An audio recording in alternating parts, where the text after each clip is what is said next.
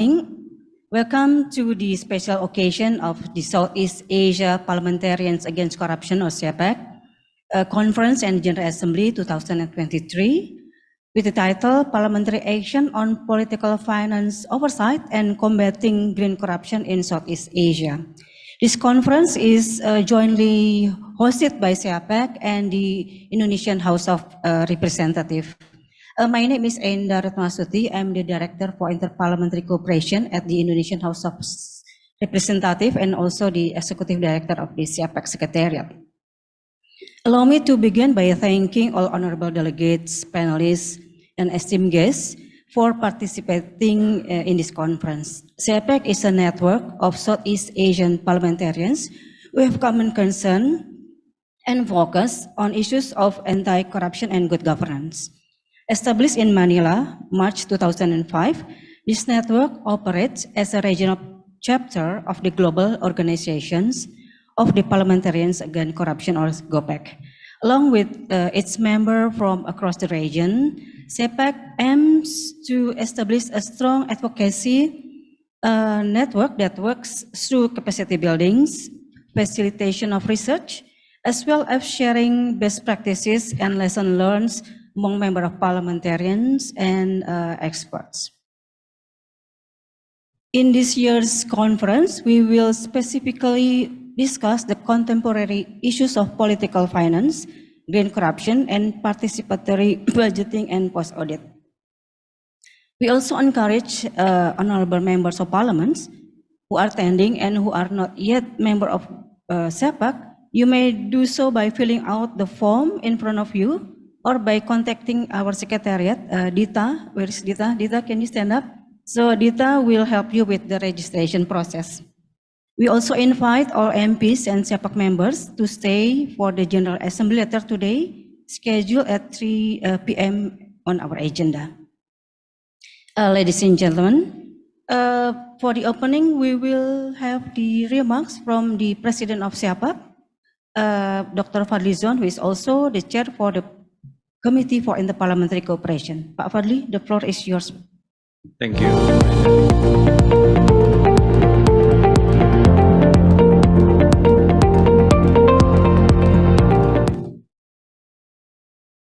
Honorable members of parliaments of Southeast Asian countries, excellencies, ambassadors, and representatives of the embassies of the Southeast Asian countries to Indonesia, Secretary General of AIPA, distinguished delegates, ladies and gentlemen, Assalamualaikum warahmatullahi wabarakatuh.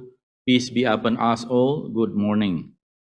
On behalf of the Southeast Asia Parliamentarians Against Corruption, SEAPAC, and the Indonesian House of Representatives, allow me to welcome you all this morning to the SEAPAC Conference and General Assembly 2023, Parliamentary Actions on Political Finance Oversight and Combating Green Corruption in Southeast Asia.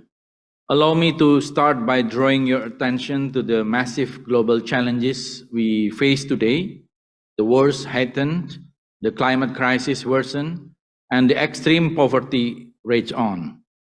More than 124 million people have fallen below the poverty line, and more than 131 million are on the verge of extreme famine. At the same time, $2.6 trillion or 5% of global GDP has lost to corruption annually. Money that could have been invested in improving governance, strengthening social protection, and transitioning to the green economy.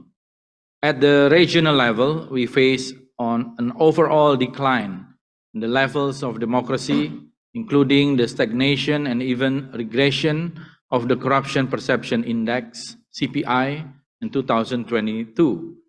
Without strong commitments in devising anti-corruption strategies, this problem will not only damage our democracy today, but also to profoundly self-perpetuate across the entire population and future generations. As a parliamentary network dedicated on anti-corruption issues, SEAPAC is committed to foster, collaborate, advocate, and promote good governance at the regional and international levels. Our network supports parliamentarians to reinforce their key roles in preventing and curbing corruption through their constitutional mandates, which become even more significant today in safeguarding democracy for the people. Together, we call for a more robust framework to strengthen parliamentary commitment in advancing anti-corruption, putting it high in the global, regional, and national agenda. Distinguished delegates, we conduct this conference with main topics that I believe set out the contemporary debate of today's democracy and development, political finance, and green corruption. Money can have a corrupting influence on the political process, and opaque political finance threatens democracy around the globe. Without an adequate oversight system, sufficient regulations, and strong control measures on political finance, the functioning of democracy and long-term economic development will be adversely threatened.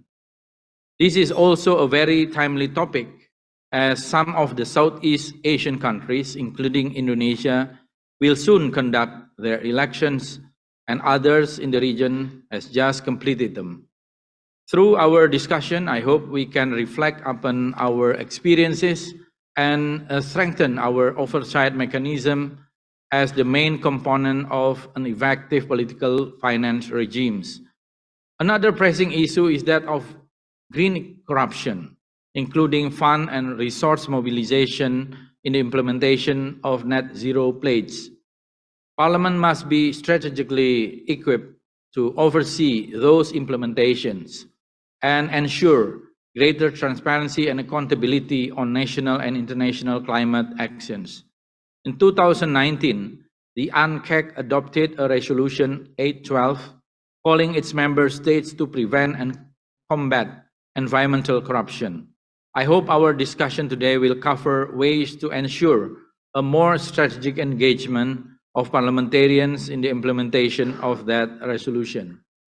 Distinguished delegates, we are very fortunate today to have the esteemed panelists and experts to guide our discussion on the said topics. I hope we can substantially engage in our comprehensive discussions and get acquainted with good practices in developing effective parliamentary mechanism for strengthening the anti-corruption measures and legislation relevant with the political finance and green corruption. I know there are still many challenges ahead in exercising our duties to legislate, oversee, and enforce the legal framework of anti-corruption. I encourage my fellow parliamentarians who are not yet a member to join our GOPAC and SEAPAC membership and ensure that parliaments are engaged in all levels of anti-corruption efforts.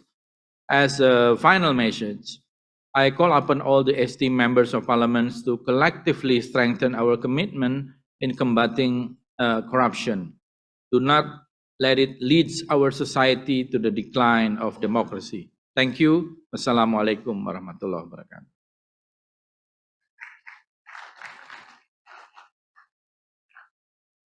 Thank you, Pak Fadli. The second remarks will be delivered through a video message by His Excellency Dr. Ali bin Fetais Almari, GOPAC Chair, and also the Chair of the Internal and External Affairs Committee of the Shura Council of the State of Qatar.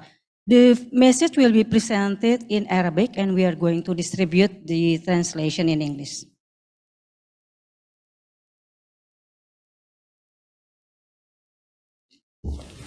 بسم الله الرحمن الرحيم. معالي الدكتور بوان مهاراني رئيس مجلس النواب في جمهورية أندونيسيا، حضرة الدكتور الصديق العزيز فضلي زون نائب رئيس المنظمة العالمية للبرلمانيين ضد الفساد ورئيس التحالف الاقتصادي والاجتماعي، أصحاب السعادة، الضيوف الكرام، إن الحمد لله الذي جعل تحية الإسلام السلام، فالسلام عليكم ورحمة الله وبركاته. اسمحوا لي أولا أن أهنيكم على تنظيم هذا المؤتمر، واسمحوا لي بأن وأكد لكم بأن هذه المشاركة وبهذا الحجم من البرلمانيين تبين إلى حد بعيد التزام الجميع بمعالجة القلق الإقليمي بشأن قضايا الفساد والحوكمة. يأتي اجتماعكم في التوقيت المناسب، وذلك بسبب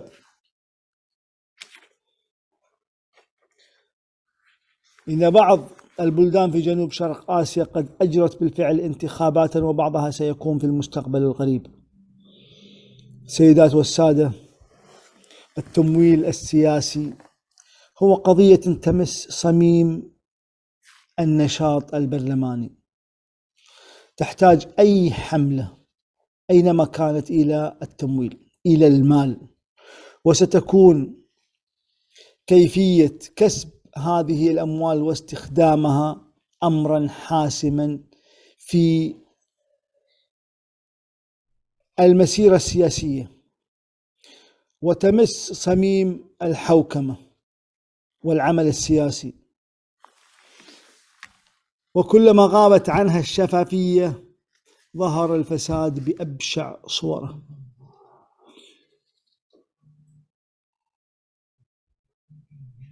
يسعدني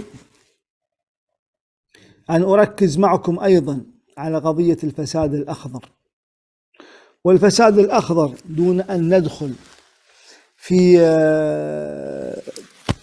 تفاصيله، كلكم تعلمون ما هو الفساد الأخضر.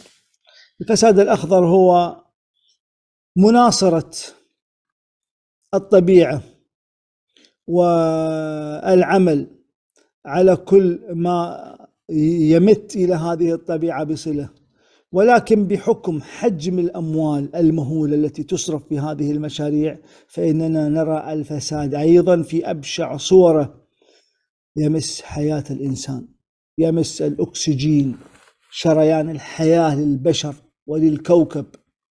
وعندما يمس هذا الشريان فإن القادم سيكون أسوأ. لذلك قضية الكنترول على هذه الأموال التي تصرف على قضايا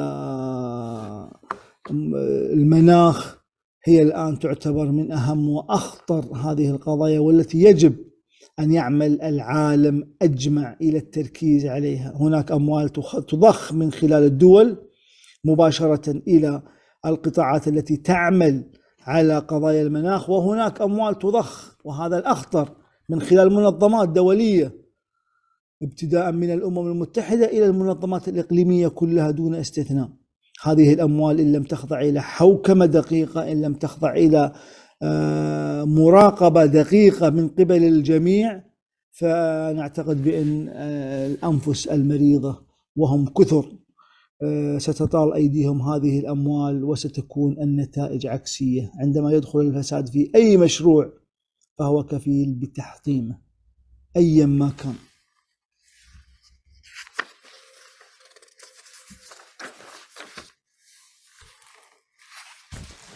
كما ذكرنا قبل قليل فإن اجتماعكم يأتي في الوقت المناسب، لأن اتفاقية الأمم المتحدة هي اليوم في عامها 20. خلال 20 عام هذه الاتفاقية عانت الكثير، عانت من دول كانت تقف بالمرصاد لعدم إنجاح هذه الاتفاقية. كان هناك دول كثر عملوا، وأنا أذكر أنه اجتماع الدوحة كان برئاستي وبدعم كبير من الأصدقاء في كل مكان الحاضرين، لكن هناك دول أيضا كانت تقاوم على كل تعديل بما فيها قضايا الحوكمة. دول انتشر فيها الفساد وتريد أن تصدر هذا الفساد، لم تكتفي بأن يكون الفساد فيها. لذلك القضية الآن في هذا الوقت وبعد مرور 20 عام على اتفاقية الأمم المتحدة، أنا أعتقد أن الأمم المتحدة ونحن العاملين على قضايا محاربة الفساد أصبحنا على المحك الحقيقي، أين نحن من الإعراب. لذلك أنا أعتقد بأنه مؤتمركم جاء في وقته، لكن أنا أعتقد النتائج التي ستخرج من هذا المؤتمر في نظري هي أهم من المؤتمر ومن الاجتماع في حد ذاته. نحن لا نجتمع من أجل الاجتماع، نحن نجتمع للخروج بنتائج إيجابية تساعد في تحجيم هذا الفساد. لن نستطيع أن نقضي على الفساد مهما أوتينا من قوة، لكن نستطيع أن نحارب الفساد. لذلك سيكون الحوار بمثابة أساسا لمواصلة متابعة مشاركة الجميع في مؤتمر الدول الأطراف في اتفاقية الأمم المتحدة، وتعزيز قدرتنا على التنفيذ لأفعال الاتفاقية وإحراز التقدم على المستوى الوطني. أشكر كل من ساهم في أعمال هذا المؤتمر في أندونيسيا الصديقة والحبيبة. كان بودنا أن نكون معكم، ولكن يقال في اللغة العربية: الحمد لله الذي جعل الأقلام تنوب عن الأقدام. ولو لم تكن الأقلام تنوب عن الأقدام لاضطررنا إلى الذهاب إليكم والمشاركة معكم بأشخاصنا. ختاما يشرفني أن أقول كلمة استطعت أن أجدها في اللغة الأندونيسية العزيزة علينا جميعا: تريما كاسي. شكرا.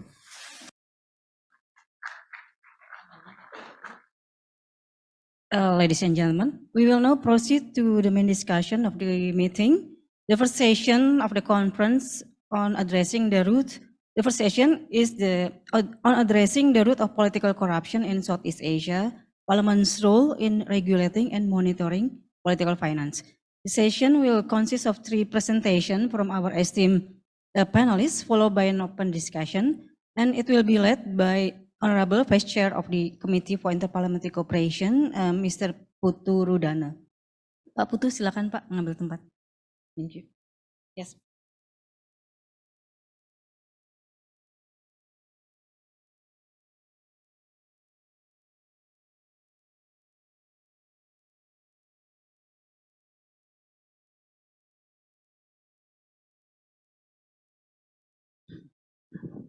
Thank you. Thank you, Ibu Enda. Once again, of course, welcome to Indonesia, welcome to Jakarta, to all our distinguished delegates, to all our speakers here, important speakers. And then hopefully everything goes well. And then, as you know, the weather now, it's raining, but I think it's a blessing from God, because after the last 3 years, it's been COVID-19, right? So we cannot meet in person, but now luckily, starting probably last year, we could have a discussion and meet in person. But I think this is a great time to actually discuss about the topic today regarding, of course, about it's about corruption, green corruption, how to combat green corruption. And then, first of all, I would like to Dr. Fadlizon, the SEAPAC President, COPEC Vice President, Honorable Member of Parliament, Excellency Ambassador. I saw there's Ambassador from Thailand is here also. Honorable panelists, speakers, ladies and gentlemen. Once again, I would like to introduce myself. My name is Putu Supadma Rudana. I'm the Vice Chair of the Committee for Inter-Parliamentary Cooperation.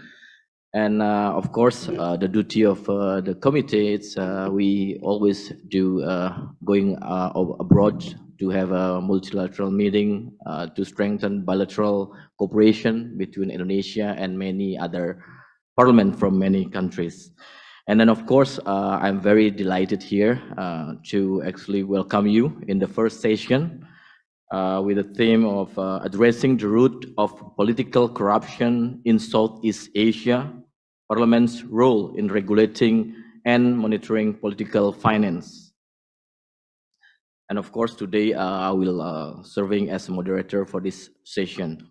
We have we're supposed to have, I think, 4 speakers, but now we have 3 speakers. One speaker is through Zoom.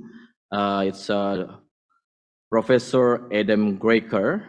He is a professor of public policy and director of Stratton Institute, University of Adelaide, Australia. He was previously professor at the Australian National University when he established the Transnational Research Institute on Corruption. In 2021, he was the winner of the Global Anti-Corruption Excellence Award from the Rule of Law and Anti-Corruption Center, an organization founded also by the chair of GOPEC, Dr. Ali bin Al-Mari. Today, Prof. Graker is joining us virtually, like I told you, from Adelaide, Australia, who will explore about how to enhance transparency and accountability of political finance in Southeast Asia as one of the efforts to tackle political corruption. Also, the second speaker, we will have Dr. Bridget Wells. I hope I pronounced you correctly.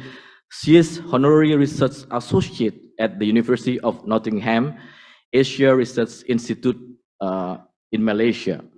She is also a Senior Research Associate of the Hu Feng Center for East Asia Democratic Studies of National Taiwan University. She specializes in Southeast Asian politics with a focus of Malaysia, Myanmar, Singapore, and of course, Indonesia. Today, Dr. Wells will discuss about the impacts of political financing to the quality of democracy in Southeast Asia and how to strengthen Parliament's role in political finance reform and oversight. And of course, this first session, last but not least, the Honorable Lee Chen Chung is here. And the third speaker, also his Honorable Lee Chen Chung is a member of Parliament MPs from Malaysia. And then I haven't met MPs from Malaysia a while because you have your election, and congratulations, you're here, because I think there's no delegation, I think, in IPA in Cambodia last time. Yes, so we welcome you back again. And then IPA will be here in Indonesia, and then we welcome all the delegation from Malaysia again.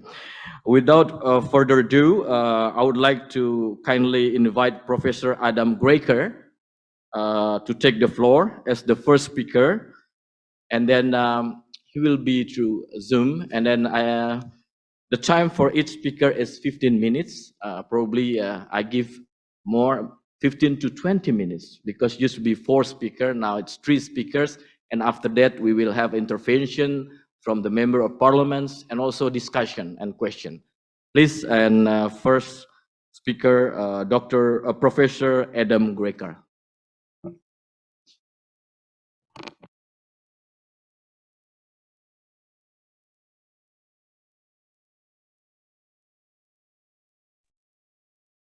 Professor?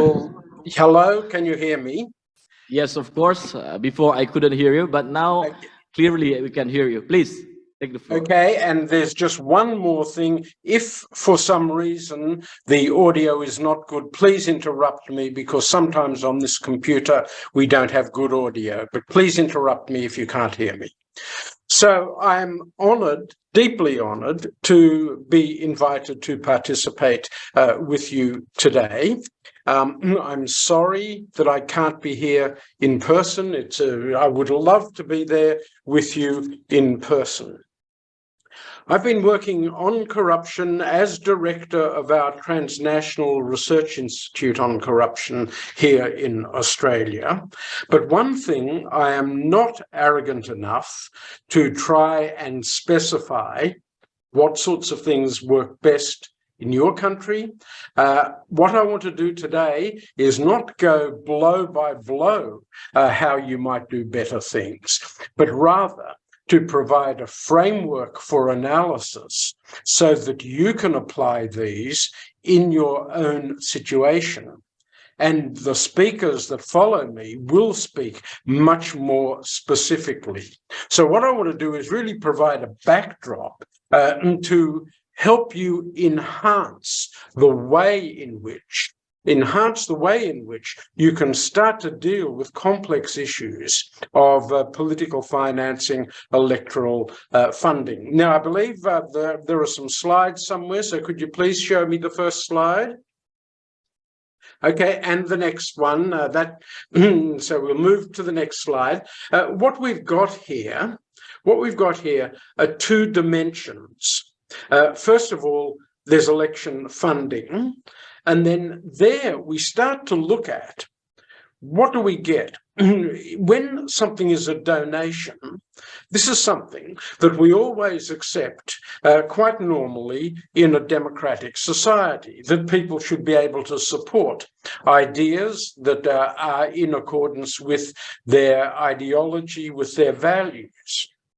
But one thing I want you to note is that when that donation becomes a transaction, in other words, when it moves from general support to something for which there is something in return, this is very often a bribe. Now, what we do have, so we've got two processes. One is getting to the stage of legislation, and that is election funding. And I wanted to say, and I'll talk about this later, we've done some work in Australia on trying to promote free and fair election funding. But then we have a second dimension, which involves corrupt activity, sometimes in making the law and sometimes in implementing the law. When we have corruption in making the law, then we're dealing clearly with corruptions in our parliamentary processes. When we have corruption in implementing the law, that often relates to the bureaucracy. And sometimes the way in which finance and donations create opportunities for people to make the law in favor of vested interests undermines transparency and accountability. When I teach students, I spend whole sessions on accountability and transparency and the understanding of those processes. But in 15 minutes, we're not going to do that. But what we've got when we start looking at corrupt activity, in the making of the law and the implementation of the law, in making of the law, we're really talking about how corruption shapes public policy. In implementing the law, how it affects public policy. Next slide, please. Then, what we need to think through is whether corruption is an isolated exception or whether it's the norm, whether it's just a transgression, an isolated incident, or whether it's part of the system. We like to think in Australia, for example, that corruption is always the exception, but in some of the countries that we have around the table, corruption is very much the norm. So you need different strategies when you're dealing with a system compared to when we're dealing with isolated transgressions. Next slide, please. And the next thing I wanted to get across, and this you might think this all shapes the way in which we deal with corruption. Sometimes we have corruption with theft. That involves, not paying taxes, diverting funds, taxes that should go to government in areas, we're talking green corruption later on, allowing logging of forests and not paying tax. But then we also have corruption without theft. And I want you to think about that, because what we have there, things like nepotism, things like giving contracts to friends, family, and other places, there's no theft there because the contract would have to be given anyway. The job would have to be filled anyway. And so what we try to do is to make sure, to give a framework. I try and say, look, when I talk to my students, I always say two things you've got to remember. First of all, not all corruption is the same. With theft, without theft, there are different types, different activities, many things. And then some places are more corrupt than others. Sometimes it might be a nation state more corrupt than others. Sometimes it might be one hospital is more corrupt than another, one police station. So if we can go to the next slide, please. what I've done in my writing, and if I had more time, I would spend a lot of time trying to take you through a framework I've devised called TASP, different types of corruption, different activities, different sectors, different places. Let me quickly go through them. Next slide, please. We can see there are many different types of corruption. Many people think bribery is the main one, but no, that's only one part of it. If we look at, across the top, abuse of discretion is another one, trading in influence, and this often affects members of parliament, conflict of interest. So we've got to think of the different types of corruption. Okay, let's move to the next slide. We find that in different activities. Financing elections is one activity. Hiring people, buying things, making things. And you'll see where I'm going with that. The next slide, please. We find corruption in different sectors, in fisheries, in timber, in climate change, in construction, in works, and so on, and different places. Now, the reason I've gone through all of these is at the next session, we're going to talk about green corruption, corruption in climate, corruption in fisheries, corruption in timber. And if we take an example, types, if we think of bribery, in nepotism, bribery in human resource hiring, which is an activity to regulate fisheries. So what we do, if we take these, we can then identify what the problem is. We can very specifically target in on how parliamentarians might be involved, bureaucrats might be involved. Or if we take another example, a different type of corruption, misuse of information in, say, administering, in, say, timber quotas. Or we might take a different type, self-dealing, that is, members of parliament owning companies or having shareholders in companies that then they might extort as an activity, timber sales. So by doing the TASP analysis, we can then start to understand the point of intervention, how elections affect the way we're dealing with it. Next slide, please. One of the important regulatory effects comes in things like timber. This is one very important environmental issue. The World Bank, for example, estimates that illegal logging costs about $1 trillion a year. Next slide, please. This is just a little bit of numbers. And this is hugely political. It's not just a bureaucratic matter. And, when you've got timber interests being able to fund elections, when you have timber interests being able to help write legislation, to develop exemptions, to develop tax breaks, and so on. These all stem from some root of political financing, and that $1 trillion with illicit timber excludes the value of the ecosystem, the communities, and so on. Next slide, please. And so what we've got with the timber, again, it's financing, parliamentary interventions about quotas, development of logging concessions, which are sometimes bureaucratic. And so it's finding that difference between it. Restrictions on timber exports, which are sometimes abused, often through different forms of bribery and through different forms of finance. Now, if we have the next slide, we're also talking about another environmental issue, and this is fisheries. Next slide, please. We can see that global per capita fish consumption has increased dramatically. And this becomes a very significant international issue because the fish don't know international boundaries.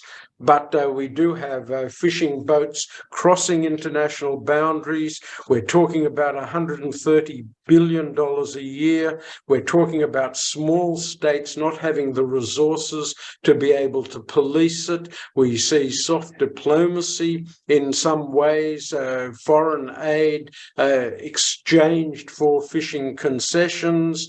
We see all sorts of difficulties, and this leads, when we know that something like 84% of the global population that's engaged in fisheries, but as employment and so on, they're in the Asia-Pacific region. This is a huge issue for our region. And fisheries and sustainability, when you've got unsustainable and corrupt fishing practices, there needs to be enormous regulation and parliamentary action, because otherwise it leads to climate change, environmental change, and so on. So we move everywhere from low-level officials having gifts and small bribes through to high-level financial transactions, parliamentary interference with legislation, ministerial interference in official processes. So what I want to, these are just some things that we're going to talk about in a little while, but if we can go to the next slide, please. What I point out, the most important thing always to note is that corruption follows opportunity. And the parliaments play a very, very important role in structuring those opportunities. And so when I talk to students, when I run training courses in other countries, when I do teaching at places like the International Anti-Corruption Academy in Vienna, we always start with this point: corruption follows opportunity, to start to look at whose opportunity and where are the breaking points. And when we start looking at electoral financing and political financing, we see one set of opportunities. If we could have the next slide, please. The opportunity structure that we have comprises really three things. A motivated offender. There is somebody who is likely to offend. A second point is a target. And the third point is the absence of some sort of capable guardianship. So if we look at the motivated offenders, most often we think of small-scale bureaucrats who take bribes. But sometimes it's the principal. Sometimes it is a minister, a parliamentarian who uses opportunity. The target might be, if we talk fish, if we talk timber, but if we also talk parliament, the target becomes members of parliament and laws relating to financing. And the guardianship involves two things. First, a compliance regime, but very often you have a lot of rules and people don't always follow those rules. And then sometimes some culture, the culture that realizes that we're doing this in an ethical and appropriate way. So what I want you to think about then is who might be an offender, what the targets might be, and how guardianship can play. Now, next slide, please. In Australia, and I also always talk about the big difference between corruption in rich countries and corruption in poor countries.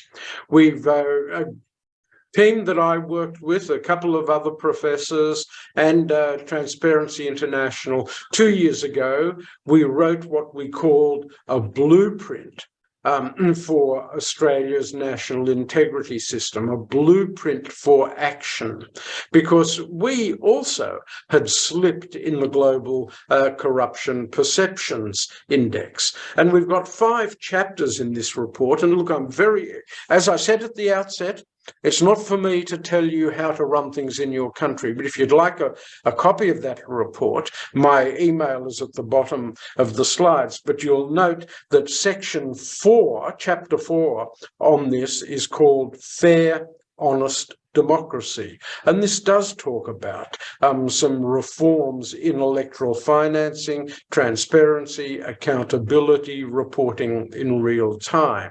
Now, that's an Australian thing. Now, if we go to the next slide and the final slide, there are various conventions and instruments globally. And we've got these here, and they all come together. The moderator talked about the United Nations Convention Against Corruption. But there's also the United Nations Convention, the UNTOC, against transnational organized crime, because they do play a role in fisheries. They do play a role in timber. They do play a role in areas such as climate financing. And so the UNTOC is important. And then as we're going this afternoon to talk next session about green corruption, the United Nations Sustainable Development Goals.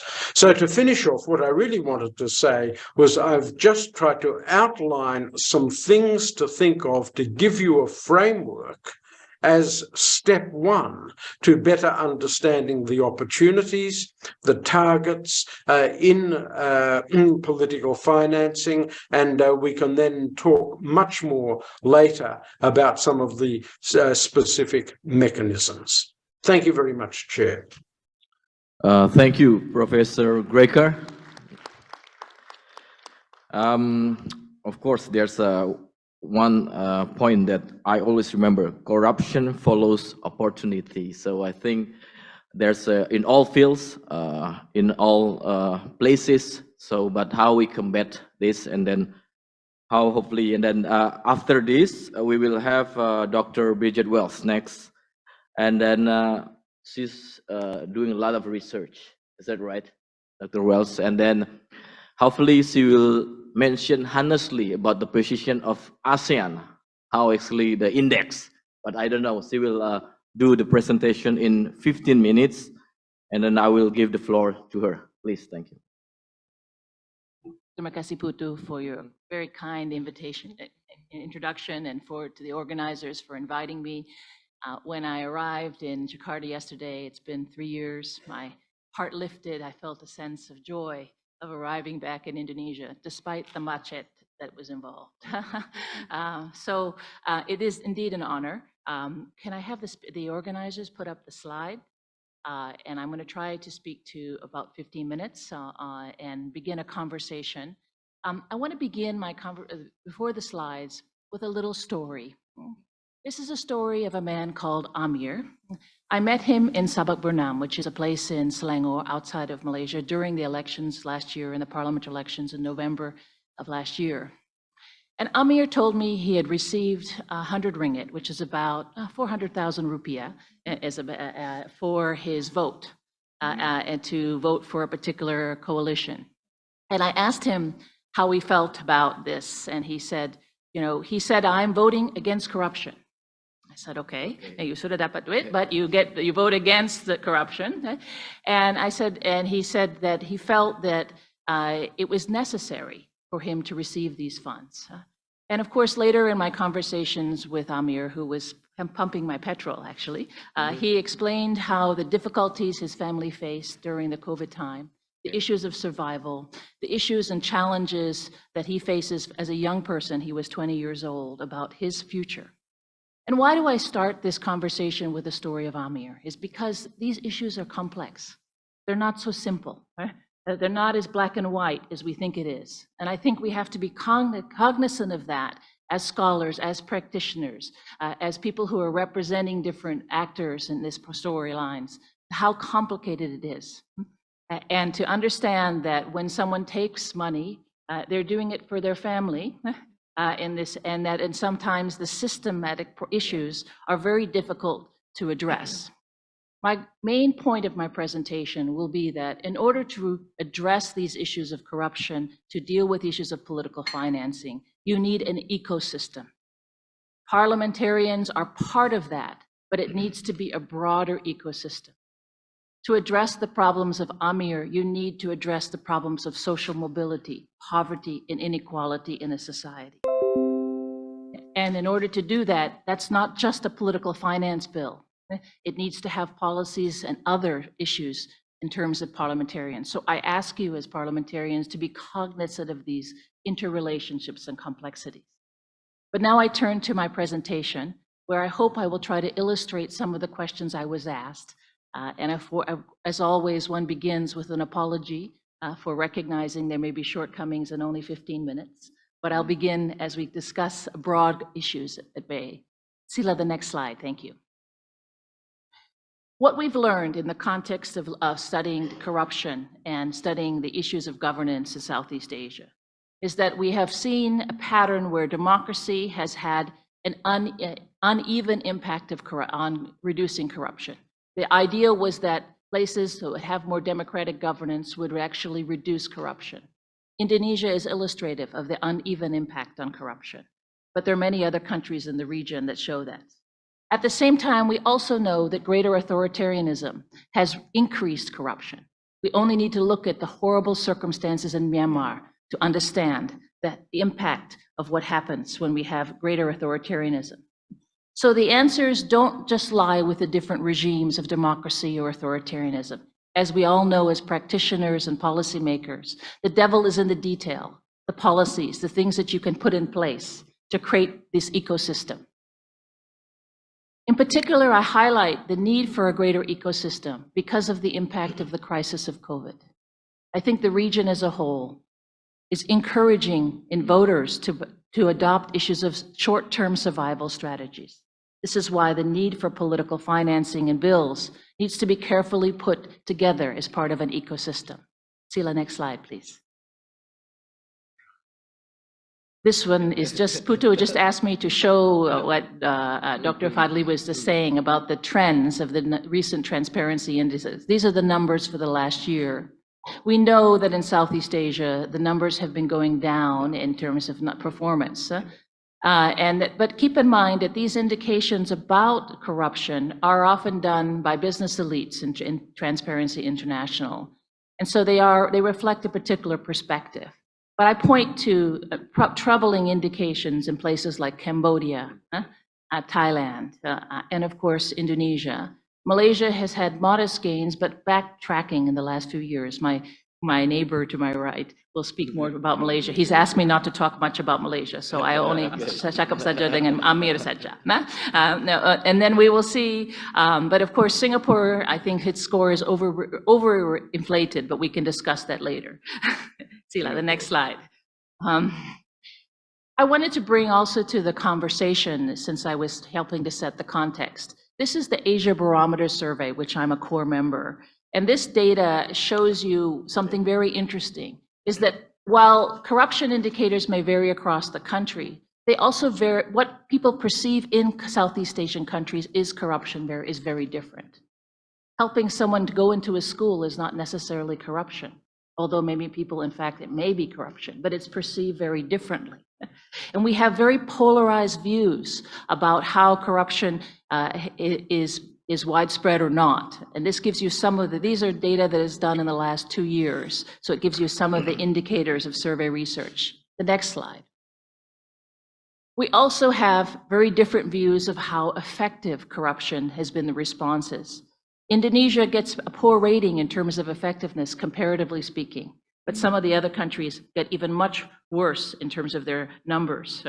But what we see is a situation where, as with what people see as corruption, how they see their government dealing with corruption is actually very different. So, and this is again to the complexities that we're trying to understand. Next slide, please. Someone like myself who studies elections knows that elections are at the core of at the center of all of the corruption. Campaign and candidates and parliamentarians need money in order to campaign. And they need even more money because campaigns are costing even more than they used to before. The prices go up, not just for the barang in the grocery stores, but also for running campaigns in this context. We have seen a tremendous amount of fascinating and a wonderful scholarship by scholars looking at clientelism and corruption in Southeast Asia. And time doesn't give me enough time to discuss some of that, but I want to point to some of the kind of features to set the context for my recommendations in a moment about the ecosystem. We see that the issues of clientelism and patronage and corruption are intertwined. They involve social relationships, transactions, brokers, networks, and unequal reciprocity. What does that mean? That means it is very deeply embedded to people like Amir all the way to the prime ministers of countries. We see a situation where there are very different forms of corruption and patronage that are tied to election. Positions, who's going to get different appointments, contracts, and the subcontracts that come from that. Political donations, bribery is being a key element of that. Vote buying. Is a vote only worth $25 or 400,000 rupiah? It's quite expensive, some people would say. Some people would say it's not enough. Vote buying. Welfare programs are used and misused as part of the campaign in these areas. Who gets to distribute it and how? The timing of how they're distributed. We can see these in these areas very meaningfully. I'm not doing a service to the richness of scholarship by Ed Aspinall, Paul Hutchcroft, and others that I want to emphasize, and many interesting work on Indonesia. But there are some broader trends, what the literature tells us about these issues in Southeast Asia. We see party-based patronage and clientelism has moved to parties relying on the state and state-based. That means they rely more heavily on using government programs in order to win and woo voters. And they continue to use their powers and positions, but they don't use the party as the way to distribute those funds to the same degree as before. We also see a situation where many of the local dynamics of corruption and patronage on elections have moved to the local area, where we have local mafias who have become very powerful through this decentralization process. And this, of course, I will speak about the effects in a moment, but it has a particular impact on increasing inequality. We see the reemergence of new forms of clientelistic patterns. Keep in mind, corruption is like, and patronage and clientelism are like a doughboy. You push them down somewhere, they come up somewhere else in a different form. It's a bit of a cancer and a monster that exists. No matter how much you go through the process of treatment, there still is a resurgence. So this is why the battle for dealing with these issues is constantly a challenge. Equally important, we see a trend where now countries are relying more heavily on using funds, not just domestically, but international vehicles. They're becoming part of financial crimes. 1MDB is an illustration of that in this context. So it's not just a domestic factor of being a bribe, it becomes part of a larger financial network. Next slide, please. I was asked to do two things. One is to talk about what is the impact of these patterns on the quality of democracy in Southeast Asia, and two, what can parliamentarians do? Let me begin to answer the first question. The research teaches us very important impacts. The first of which is that these patterns systematically increase inequality, and they in turn also feed more corruption. We have seen that corruption and patronage has reinforced elite and oligarchic rule. It has empowered key political families. There are books now on the key families in Thailand and the Philippines. We can do the same ones in Indonesia also. Malaysia as well. The oligarchy, it's reducing political competition.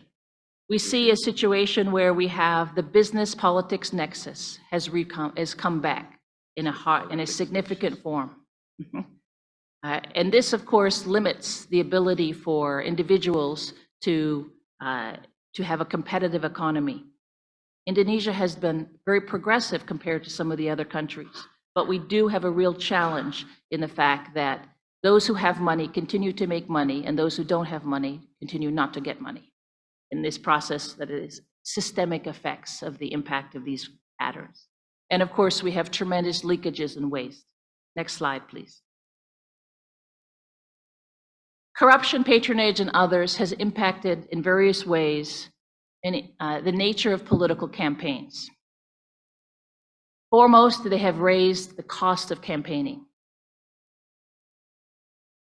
It has also made elections about a utilitarian view. So rather than a focus on broader issues and principles, the focus is very much on what is in it for me, and what can I get from this election. Very short-term thinking. We have also systematically see across surveys greater distrust in politicians and political institutions. There is an anger among many parts of the electorate in Southeast Asia, especially those that are more economically disadvantaged. The impact of these practices also makes the campaign process focused on short-term elections, which that means that policies and policy making and solutions to the countries that ordinary people face and the problems that people face have become less viable. It's because everyone says, what can I get for myself?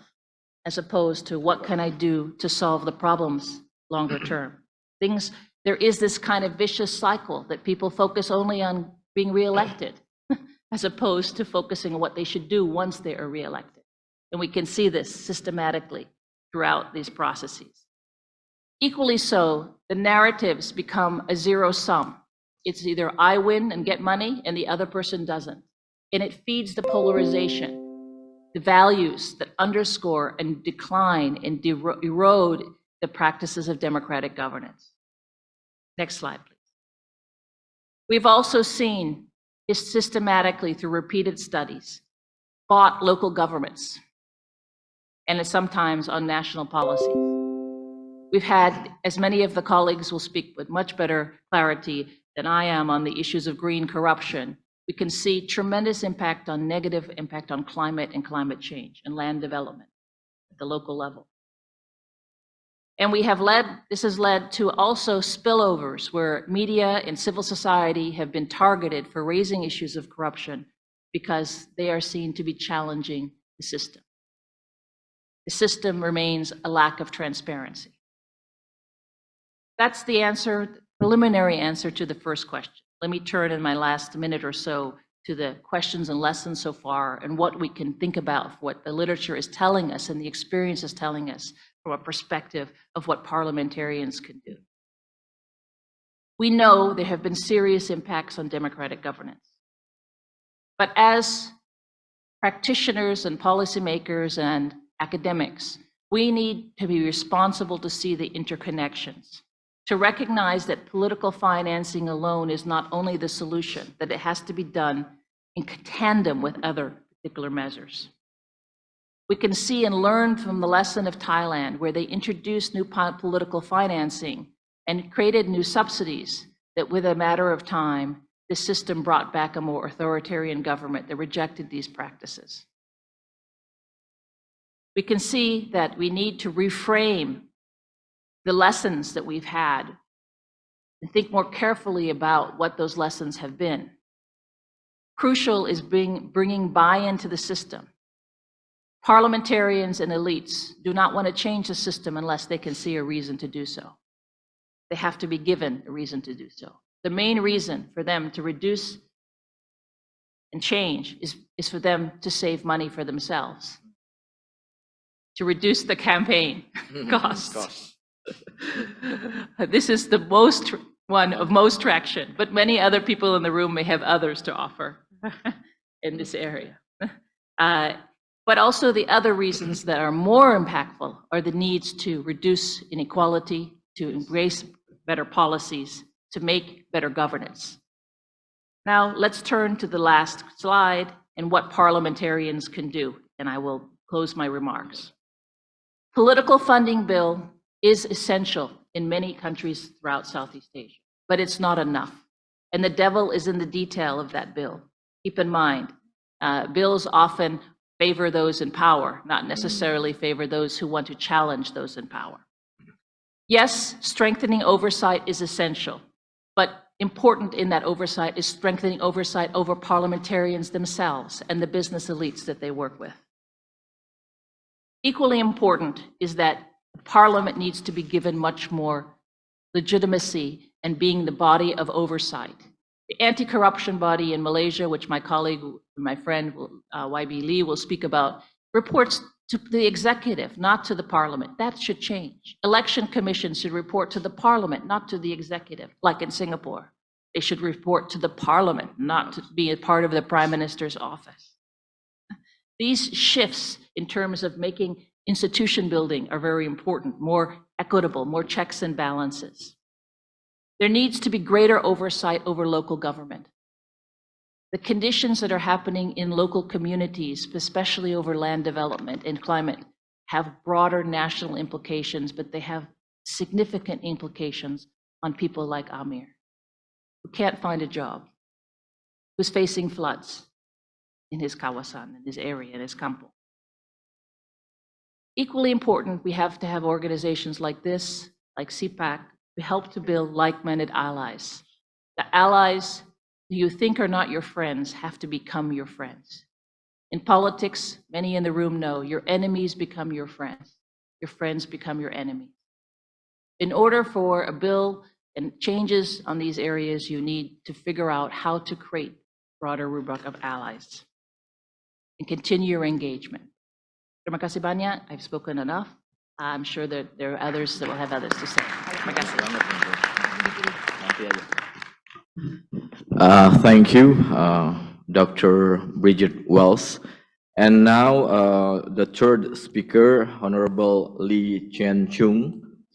I haven't mentioned about the CV, but I will explain a bit about Honorable Lee Chien Chung. He's a member of Malaysian House of Representatives from Petaling Jaya constituent. And then he's a member of the People Justice Party, a component of the Pakatan Harapan Coalition. He holds Master in Public Administration from Lee Kuan Yew School of Public Policy and US in Singapore. Recently, in 2022, he established a mutual help group that empowers and assists victims of scamming and financial frauds. Today, Honorable Chung will share us about Malaysia's experience in regulating political finance. It's actually a very fresh situation. You just have your election less than a few months ago. Yes, and then so very fresh experience. And then now, without further ado, I'll give you the time of 15 minutes also, please. Thank you, Mr. Moderator. It's been honored to speak to like-minded member of parliaments, scholars, as well as the staff of GoPac and also SEAPAC. It's always challenging to speak after Dr. Bridget Welsh because she understands Malaysia as much as I do. But fortunately, she brought this perspective broader from Southeast Asia perspective. And I'm going to share with you the overview of Malaysia's approach in political financing and how do we fight corruption. Well, ladies and gentlemen, policy, legislative, and institutional reforms are key for effective anti-corruption initiative. Malaysia will ensure efforts are being implemented in line with the Article 5 of the United Nations Convention Against Corruption, which aims to protect the rights of the people, to stop leakages of public funds, as well as to spur economic growth. In addressing the issues of integrity and governance, which pose common risk to corruption, Malaysia has launched the National Anti-Corruption Plan, a robust yet holistic plan which outlines integrated course of action and key initiatives in fighting corruption in Malaysia. It's launched in January 2019, short after we experienced the first change of government after 60 years. So the plan aims at eliminating abuse of power, putting a stop to political interference, as well as eliminating embezzlement and mismanagement. The NACP, National Anti-Corruption Plan, outlines 6 strategies as follows. First, strengthening political integrity and accountability. Second, strengthening the effectiveness of public service delivery. We believe that when we become more lean and more effective, there will be less rooms for corruption. Third, increasing the efficiency and transparency in public procurement. I'll speak later on. In recent budget speech, we have promised also to, the newly elected Prime Minister promised to enact Public Procurement Act, which would be helpful in increasing the transparency in public procurement. Fourth, enhancing the credibility of legal and judicial system. Fifth, institutionalizing credibility of law enforcement agencies. And last but not least, inculcating good governance in corporate entity. One of the key initiatives that has been emphasized under the NACP plan is strengthening the political governance by introducing a new law to regulate the political financing through institutional and legislative reforms. However, there are some gaps and challenges faced in Malaysia. Ladies and gentlemen, currently there is no provisions of laws or legislative framework that regulates political financing in Malaysia. The current laws only monitor the expenditure of election candidates during the official campaigning period between nomination day and polling day under the Election Offences Act 1954. Meanwhile, the provision under the Society Act 1966 only set requirement to each political party to submit the annual expenditure statement and source of funds received to the Registrar of Societies Malaysia, which is under the Executive Ministry of Local Affairs, Domestic Affairs, which with lack of capacity on enforcement. Therefore, there is a need to strengthen the control and monitoring mechanism on the political parties and candidates' activities with regards to political financing by centralizing regulations, monitoring of compliance, and enforcement. Efforts have been continued to introduce a new legislation on governing political funding, as outlined among 115 initiatives under the NACP, which I've just mentioned just now. On 19 May last year, the former Prime Minister announced that the Special Cabinet Committee on Anti-Corruption had agreed in principle to a political funding bill. Former Law Minister Datuk Sri Dr. Wan Junaidi also planned to table the political financing bill in October 2022, but not realized, however, due to some bills need to be refined first. And then, as we all know, the Parliament dissolved, and now we have a new government. So the new government was elected in November 2022. It was led by the Coalition of Hope or Pakatan Harapan, alongside one of the longest establishment, UMNO and Barisan Nasional, and the Borneo blocks. So the PH election offering or manifesto pledged to regulate political financing and to enact Political Financing Act. So as the newly elected Prime Minister, Datuk Sri Anwar Ibrahim, he has the track record of championing transparency and good governance and to fight against corruption. In his recent speech just last Friday, he mentioned that, the words corruption appear in his text 9 times. He also mentioned that corrupted practices has become systemic in Malaysia and reached a stage of affecting the government's administration and tainted the image of the nation. Then he announced that the Whistleblower Act will be amended so that the anti-corruption efforts will bear fruits. For your information, ladies and gentlemen, the Parliament of Malaysia has also made asset declaration of all MPs mandatory since 2019. At party levels, my party, People Justice Party, is the first party in Malaysia that made asset declaration of candidates mandatory, as witnessed in the recent election in November last year. Well, you can still check on the website and you will know how poor I am. So prior to the 2018, there were only 5 permanent and 2 temporary committees, select committees, that had been in operation.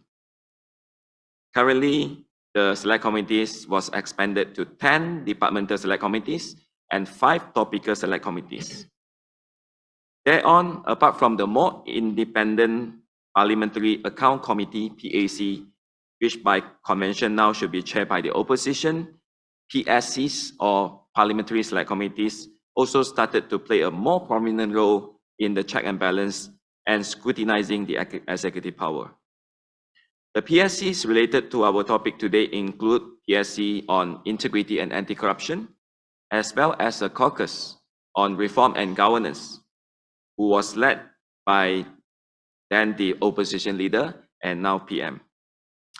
Moving forward, I would like to quote a paper titled Financing Politics in Malaysia, Reforming the System, on their recommendations that apart from new laws governing political parties, there is a need to consider two additional points, namely institutional reforms of agencies responsible for monitoring the activities of parties and elections, and measures to ensure internal party elections as conducted in a manner devoid of deep monetization. I totally agree with what Dr. Bridget Welsh mentioned just now. We need to tackle the whole ecosystem and not just the part and parcel of it. So I am also the former Treasurer General of the current ruling party. I can testify that a multi-pronged approach is greatly needed to tackle the issues of monetization of politics. The voice of an MP who attains a certain social status in our respective area, country, as well as an important figure in our own political party, should play a more proactive role in legislative reform, institutional reform, as well as internal party election reform. So I would like to end here, and I welcome your comments and feedback later. Thank you very much. Thank you, Honorable Lee Chen Chung. Before I continue with the discussion, also from the Member of Parliament, I will summarize a little bit on what has been explained, and then on the speech from Professor Adam Graeker. Election funding has the potential of corruption, especially those coming from donation and transaction. Therefore, an effort to ensure accountability and transparency is very important. Corruption is a multi-sector problem. It does not only involve those at the policy-making level, but also various sectors such as environment, fishery, and etc. Third, corruption follows opportunity, and this will be based on the motivated offender target and lack of capable guardian. Those parliaments have a critical role to ensure that the legislation are able to address this situation. On the speech from Dr. Bridget Wells, I can summarize: in order to fight and address all of the challenges, the fight against corruption, we need an ecosystem that could guarantee all sectors perform their function, and parliaments are one of the most important actors to play an active role through its law-making function. Elections are at the core of corruption. This involves social interaction and in our society, including clientelism, vote buying, bribery, and etc.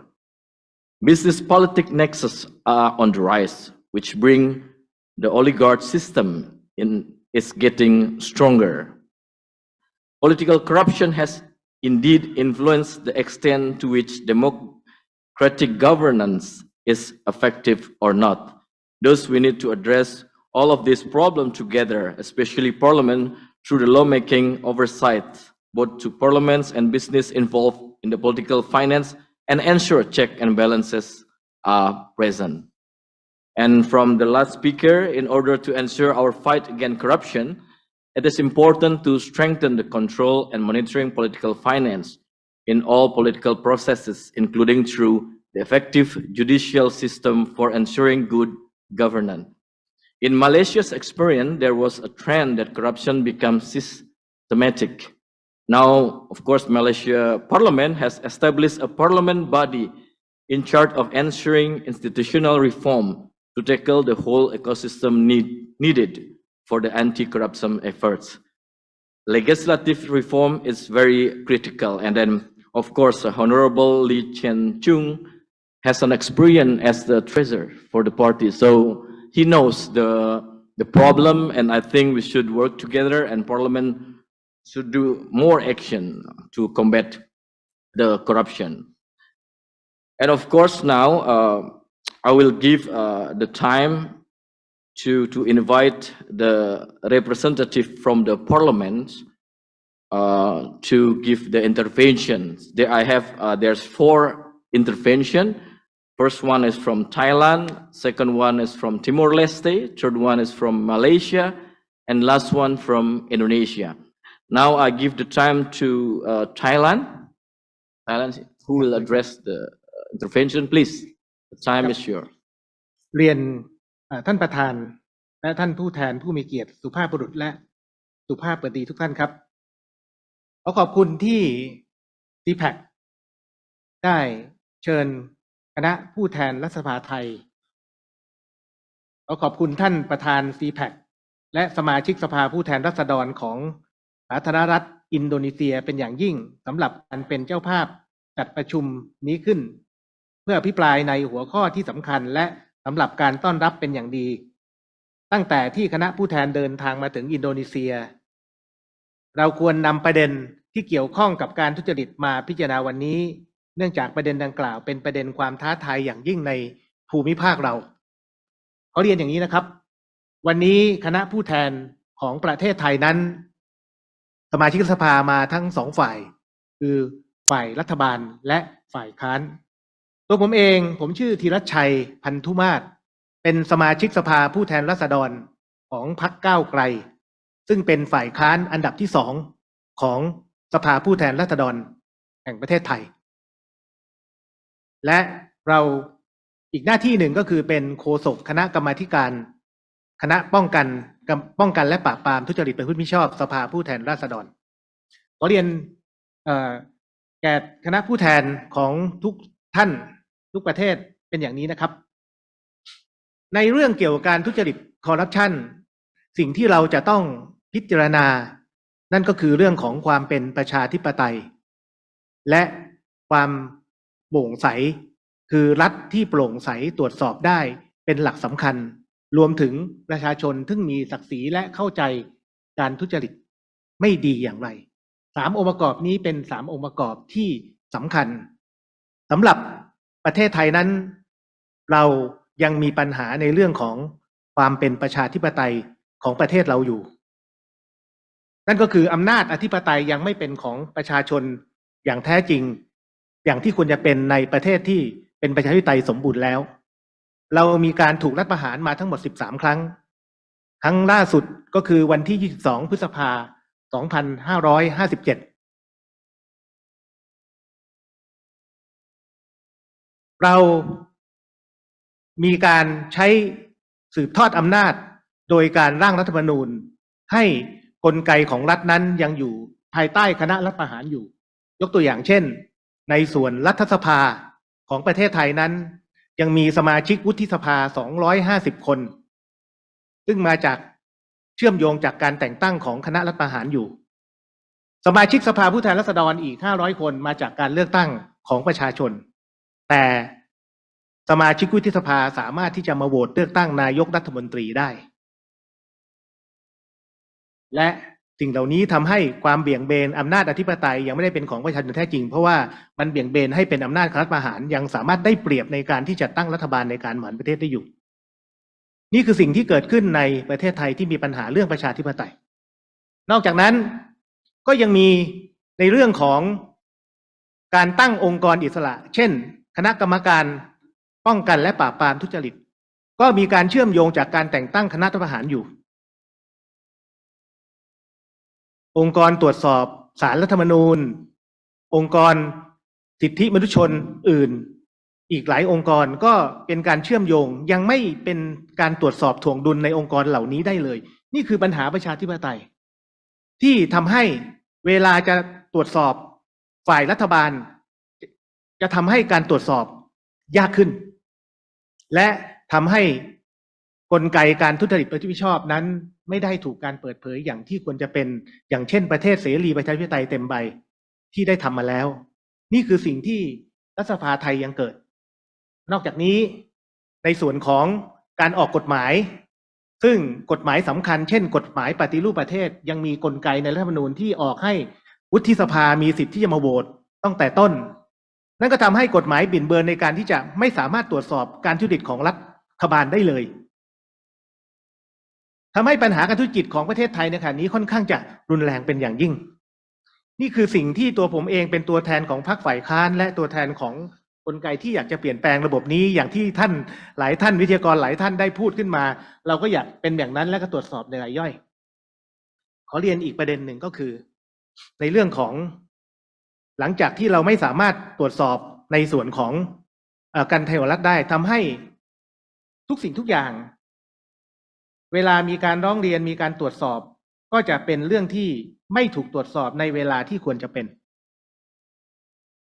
และทำให้ปัญหาทุจริตของเรามืดมนประเด็นถัดมาเมื่อการที่สมาชิกวุฒิสภาเป็นจากการแต่งตั้งเข้ามาเลือกตั้งนายกรัฐมนตรีเป็นการเบี่ยงเบนเสียงของประชาชนแล้วเนี่ยมันก็ทำให้ประชาชนนั้นหมดหวังกับการที่จะเสนอตัวแทนเข้าไปประมาณเดือนพฤษภาปีนี้นะครับอีกประมาณ3 เดือนจะมีการเลือกตั้งสมาชิกสภาผู้แทนราษฎรของประเทศไทยผมในส่วนหน้าของฝ่ายค้านและเป็นตัวแทนพรรคก้าวไกลก็จะส่งและเสนอประเด็นของการแก้ไขการทุจริตคอร์รัปชันเหล่านี้เราเสนอการแก้ไขรัฐธรรมนูญเพื่อให้เป็นประชาธิปไตยอย่างแท้จริงเพื่อเอาอำนาจที่ไม่ใช่ประชาชนนั้นออกไปและให้เป็นประชาธิปไตยอย่างแท้จริงเราจะดำเนินตรงนี้เนี่ยนะฝ่ายค้านและเชื่อว่าประชาชนจะยอมรับเราประเด็นถัดมาที่อยากจะเรียนกับในส่วนของพี่น้องชาวอาเซียนก็คือรัฐบาลที่เปิดเผยสำหรับประเทศไทยเนี่ยมันมีมายาคติของสังคมไทยว่าการแก้ทุจริตต้องให้คนดีมาปกครองบ้านเมือง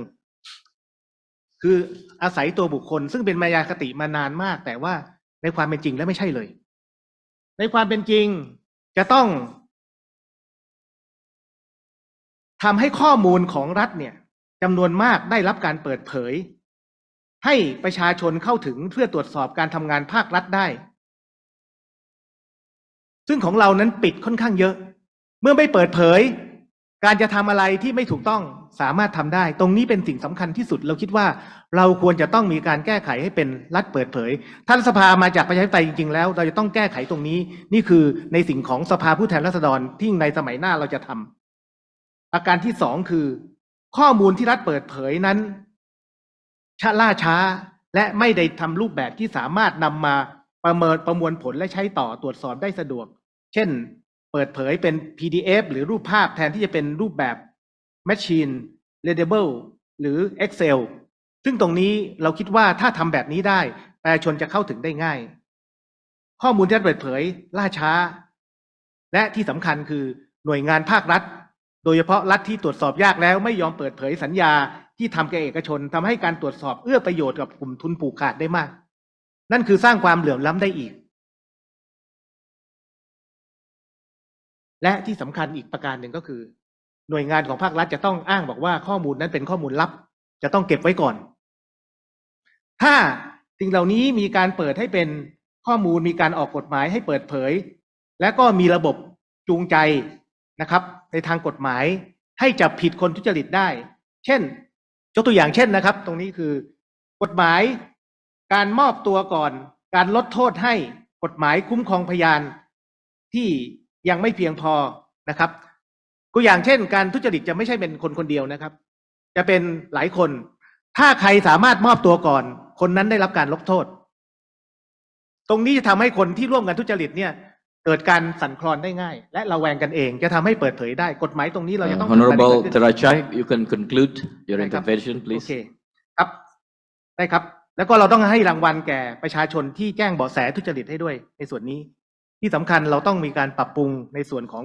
คณะกรรมการตรวจสอบให้ปปช.ให้ทำงานอย่างเป็นกลางและประชาชนอย่างแท้จริงนี่คือสิ่งที่ในฐานะของผมซึ่งเป็นตัวแทนรัฐสภาในฐานะฝ่ายค้านเราคิดว่าเราก็จะทำในภูมิภาคอาเซียนคือประเทศไทยเราต้องสร้างให้ในการเลือกตั้งข้างหน้าและเชื่อว่าเราน่าจะแก้ไขทุจริตไปด้วยกันในภูมิภาคอาเซียนและใน OPEC นะครับที่มาร่วมกันในทุกประเทศเราเชื่อว่าเราจะทำได้และแก้ไขทุจริตคอร์รัปชันไปด้วยกันครับ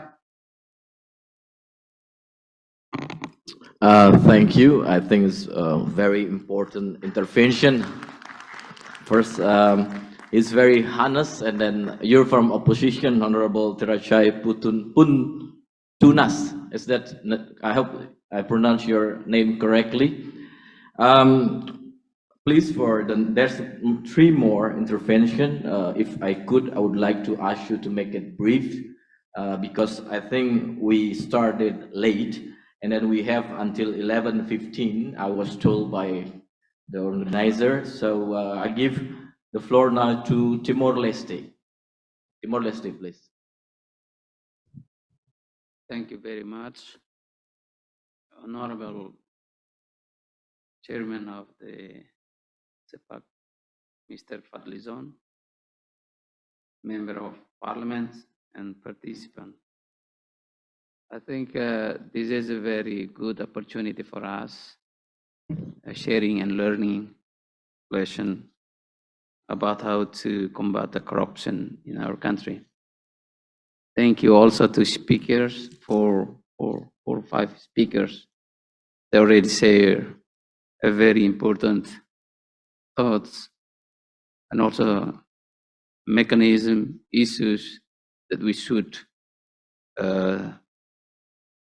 see together in the future.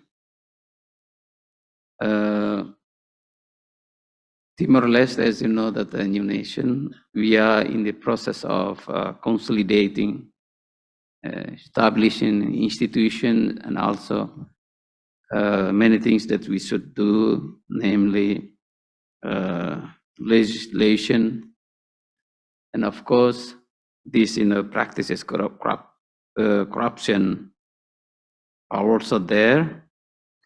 However, we are in the process of having laws to regulate those practices. We have actually passed 8 laws and 5 decree law, which reflected the measure and the prevent and combat corruption that focus on different areas.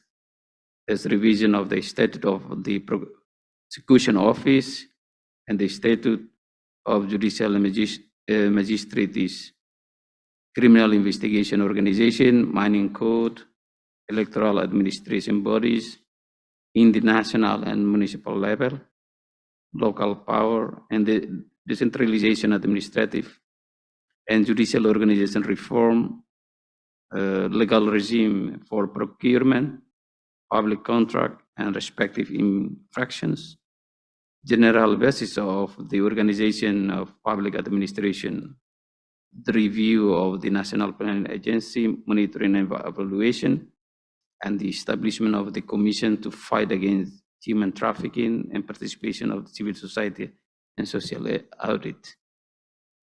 On our anti-corruption law, we also regulate about the asset declaration. That's why I would like also to know more lesson from my colleague speaker from Malaysia about asset declaration. In our country, it's an obligation for declaring asset, starting from president till the chief of department. So all people, should declare their asset and submit to the Supreme Court. This is in the process, but it is. I think it is important to ask to accompany as well expert from this forum. Also, if we are welcome you to accompany us how to implement this, law, so that we can improve in the future. So I would like to know from Malaysia in what level you regulate, or in what level the declaration, asset declaration should apply, whether just in the level of a politician, a minister, or member of parliament, or but so that maybe you can share also with us.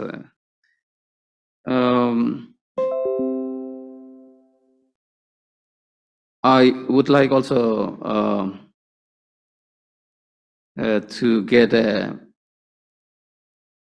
how to call it, materials that the speaker just presented to us.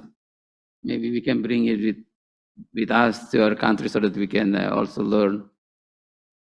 I think GOPAC is very important, SEAPAC. This forum is very important, so we do hope that in the future we can share and also share our practices, share the issues that we have.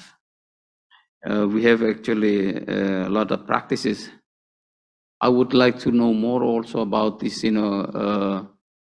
corruption, particularly in the election, because we'll have a campaign next 19th of April, and then we'll have election in 21st May this year. So that's why we would like also to see more about, to monitor how the practices, corruption can apply also in this election, next coming election. Thank you. Thank Do you have, okay. Sure. And next from Malaysia.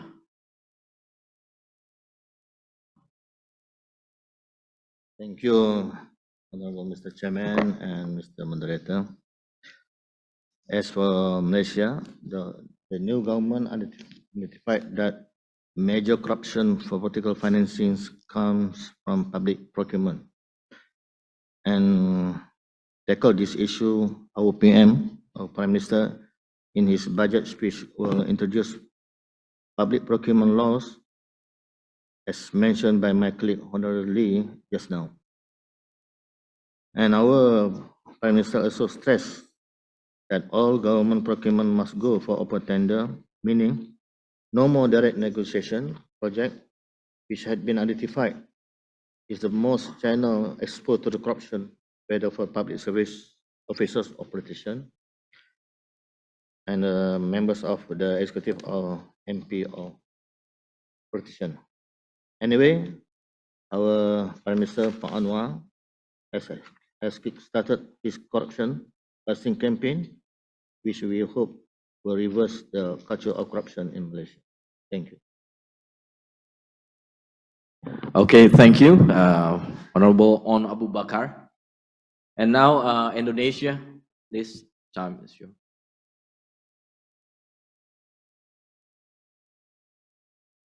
Terima kasih yang terhormat Pak Ketua dan Moderator.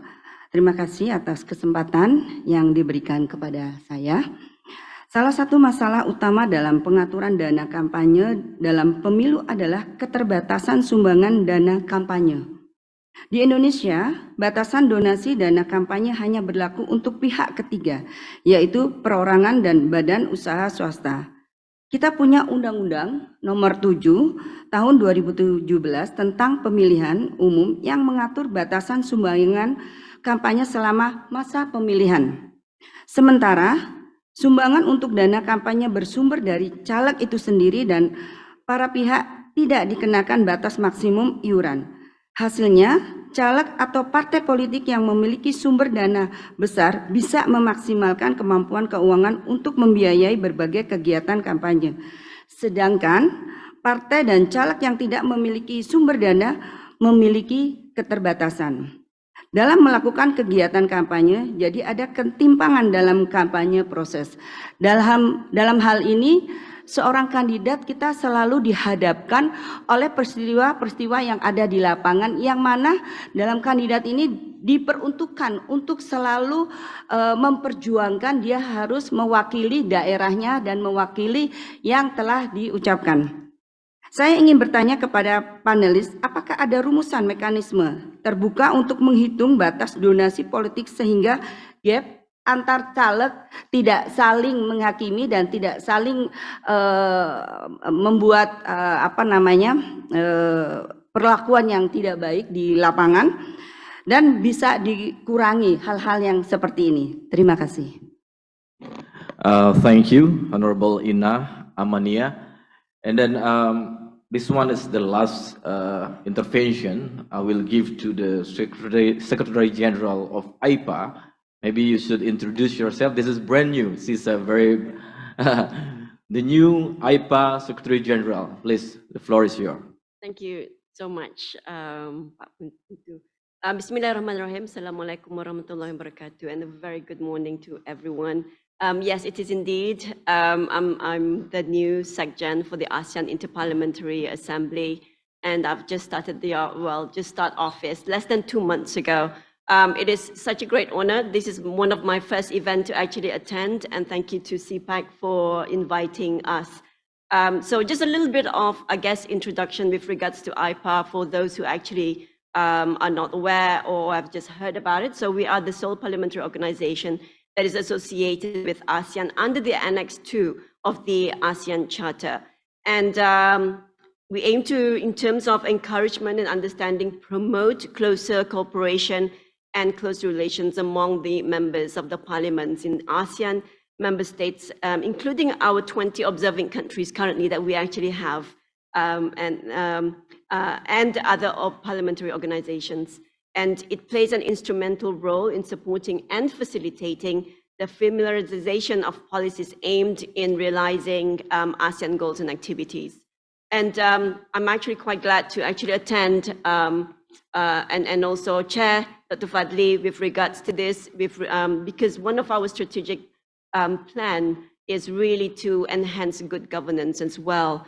And I look forward for us to actually have a stronger cooperation with IPA.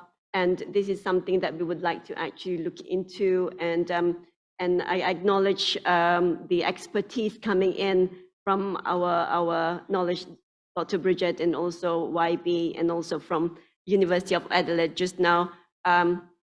Sharing from the experience has actually is a very good platform, especially for the MPs. And I do hope that we can actually work closer, Chair, for this, and something that we can actually share with our MPs as well. Thank you so much.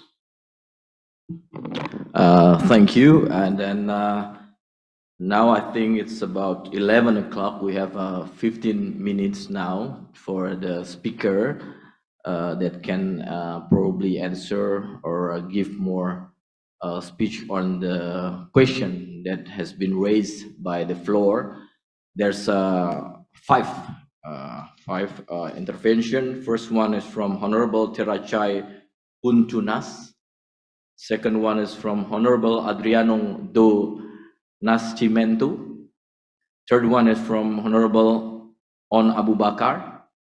The fourth one is from Hon Ina Amania. And the last one is from Honorable Siti Yanti. I know those two names. I know the first name and the last one. Yes. So now I give the floor to the speakers. First, to the probably from the online, Professor Adam Greker. Please, you have 5 minutes. I give you 5 minutes. Now it's 11 o'clock. We will be conclude this in 15 minutes. So if you can make in 3, it's better. Please. Okay, thank you very much, and thank you for those comments. The most important thing really is to follow up something that Dr. Welch pointed out, and that is there is a whole ecosystem. It is not just laws about financing. They are part of it. And as I always say to my students, there is an old saying that says, if a piece of string has one end, then it has another end. And so we want to be able to find where the other end goes. In some ways, You don't fight corruption by fighting corruption.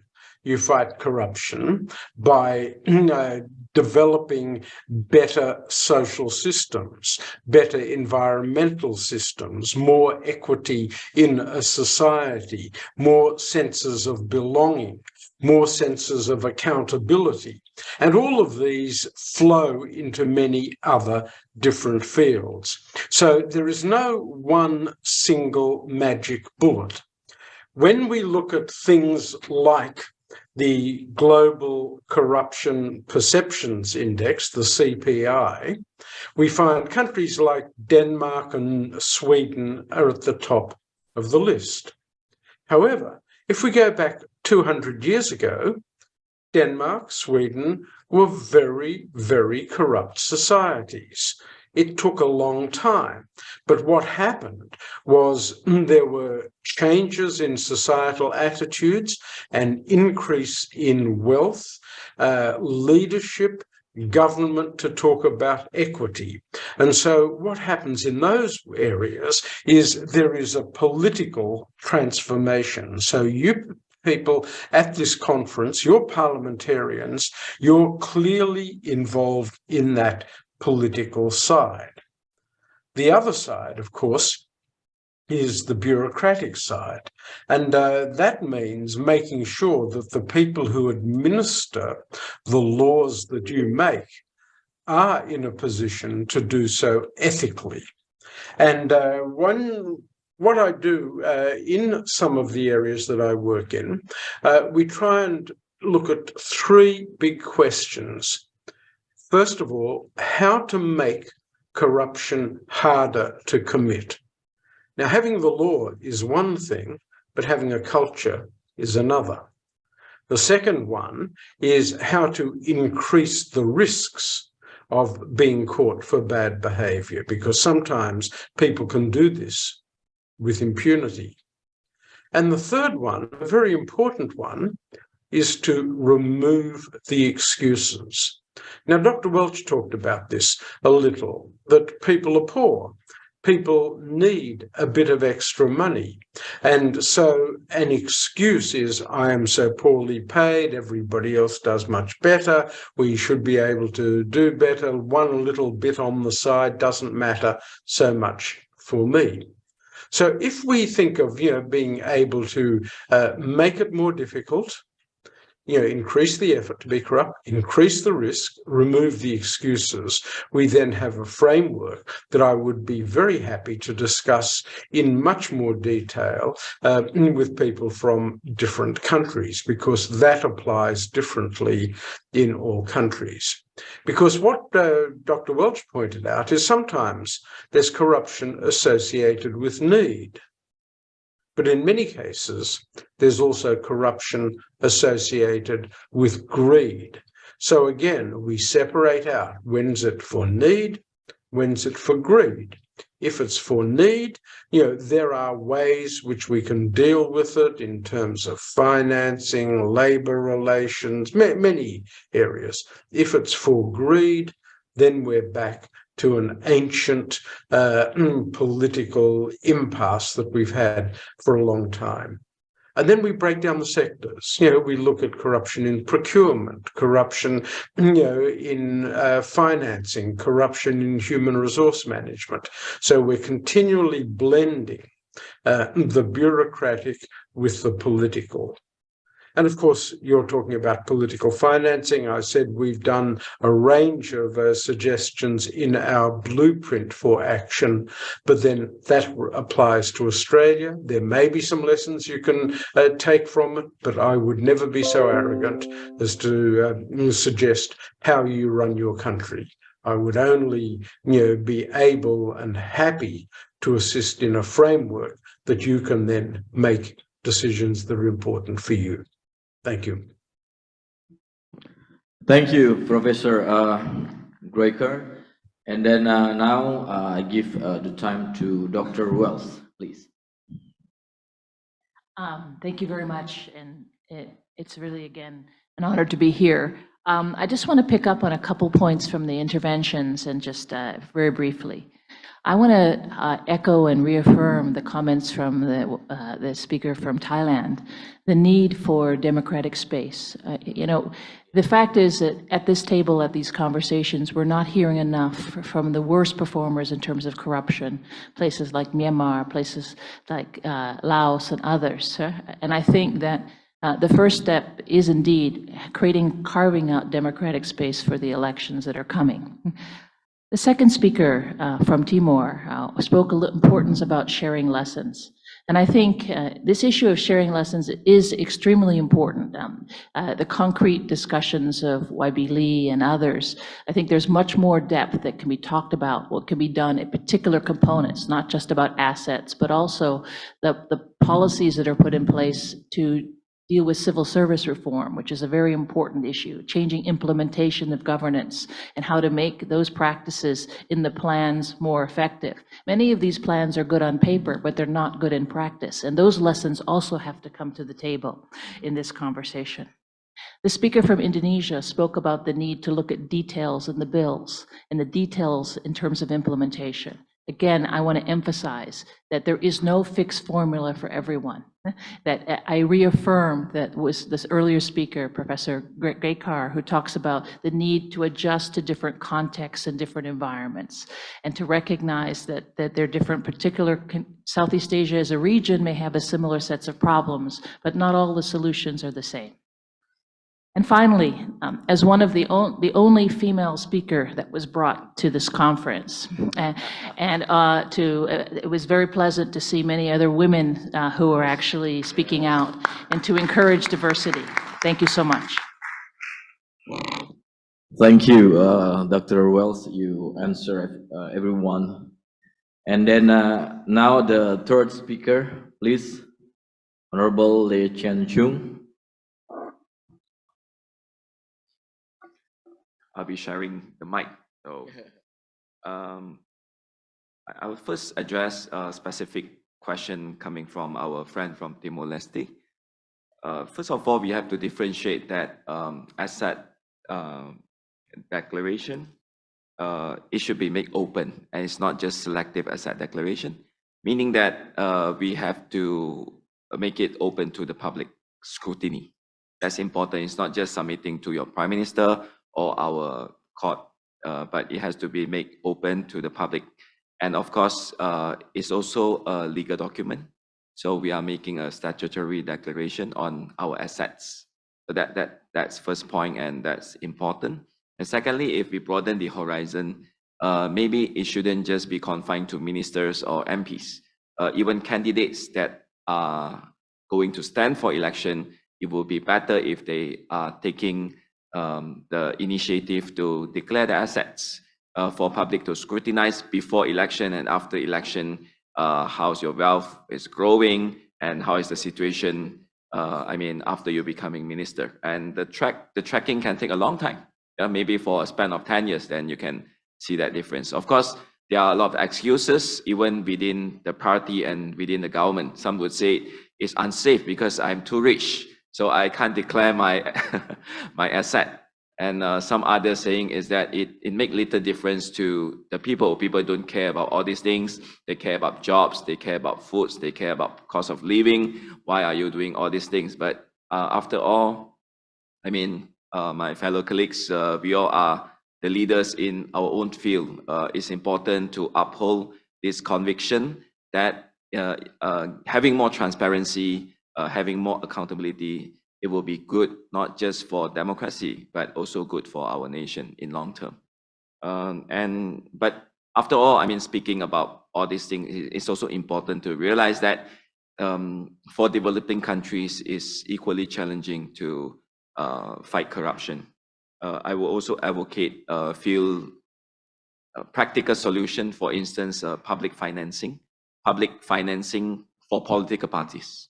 Meaning political parties should be financed by the government so that they can run their daily operation and also to participate in election. Of course, there will be different formulas. Germany have their own way. Different countries will have different methodology or formula. But as we say that not just cost of living is rising, but cost of running election is also rising. Yeah. So I think it makes logical sense for public to partly subsidize a political party so that they can also be shielded from some corrupted practices. Last but not least, it's also important to put our focus on economic development. I believe that when the state of development is becoming, more advanced, then when people have more disposable income, we will be less prone to all these corrupted practices. Thank you. Thank you. Please give a big warm applause to everybody. Now I will go to a few summaries that I would like to highlight. First, it's fighting against corruption is not a solution without aggregating the effective ecosystem which involves the strong regulation, society participation, and effective transparency and accountability system. Democratic space is indeed for achieving good governance with effective government implementation, and there is indeed no fixed formula for addressing the problems of corruption. We need a multi-stakeholders and multi-efforts to address it all. Public scrutiny should be open and transparent. Everyone has a role to play, including parliaments, through our legislative and oversight function. And it's been an honor for me to moderate this first session. And I think the role of Parliament is very important. The role of us, the role of everybody is important to fight corruption. I think now is the time, and then everybody has optimism to fight corruption to the future. I think we have to find a better system. So I think to the future, we know there's a lot of challenging situation for the situation, how we can fight corruption in all sectors, especially in politics. But I think with our commitment from GOPEC, commitment from SEAPAC, and also commitment from ASEAN, IPA, and also the World Parliament, I think we can fight this together. I thank you. I'm Putu Suparmarudana. I thank you. And then I think we have 5 minutes. I think everybody needs a break of 5 minutes. And after this, we will be continued by my colleague moderator, Miss Diahroro. Mrs. Diahroro will be here for the second session. And then I wish you can have your break for 5 minutes and we can continue. But now I will give back to our MC, Ibu Endah. Please, Ibu Endah. Thank you, Pak Putu, for leading the discussion this morning. And some information, yes, actually tea and coffee are already served outside. You are free to take tea, coffee and refreshment and come back to this room. And while waiting for Ibu Roro as a moderator to get ready, maybe I want to invite you all for a group photo. So everyone please come to the stage and have a group photo. And then we'll come back to the second session. The photographer, please get ready.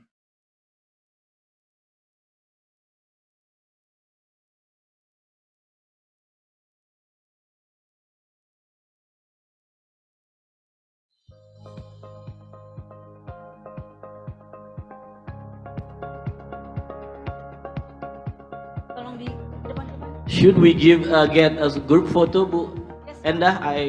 Yes, Pak. Everyone, we invite everyone here to get to the stage. Tolong protokol dibantu ya, Bapak Ibunya untuk ini ke depan dan juga untuk posisi fotonya.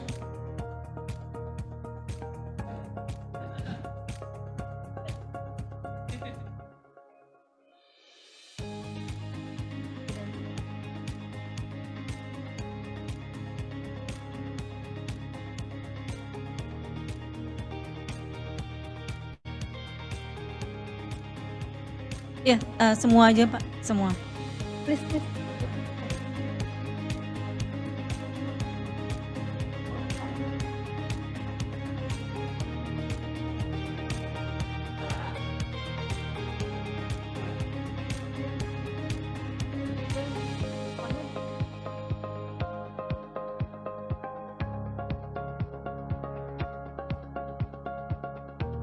Fotonya dari mana? Yang ini menggang.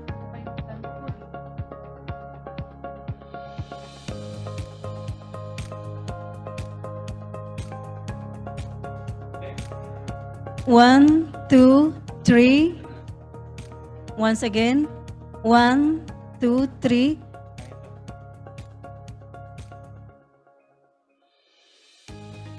Oh, yeah, okay.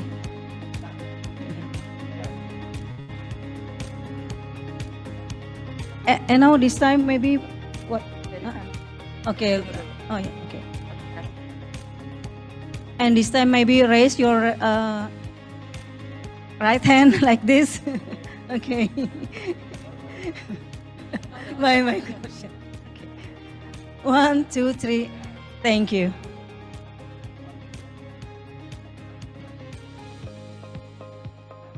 Thank you very much. Thank you very much.